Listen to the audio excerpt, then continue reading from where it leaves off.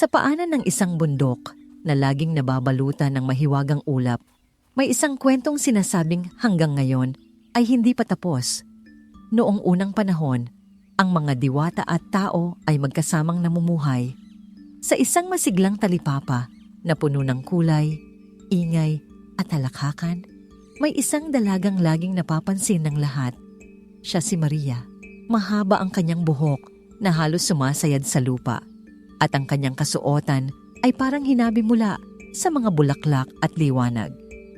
Sa bawat hakbang niya, napapahinto ang mga tao, napapangiti at napapatingin.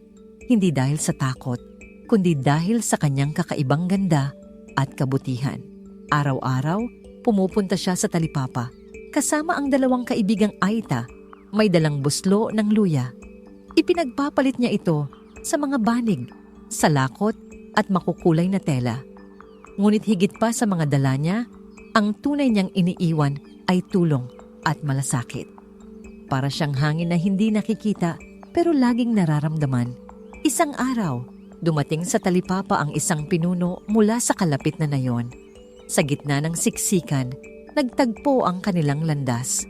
Sa isang saglit na hindi sinasadya, nagdikit ang kanilang mga kamay habang inaabot ang iisang bagay.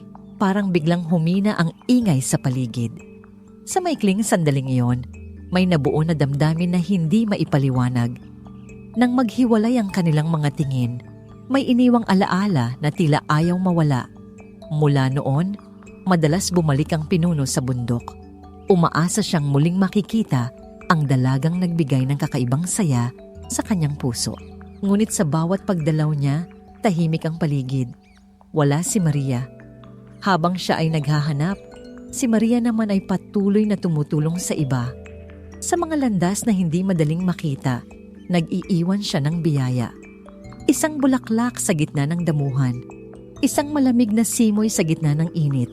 Mga palatandaan na siya ay naroon, ngunit hindi mahawakan.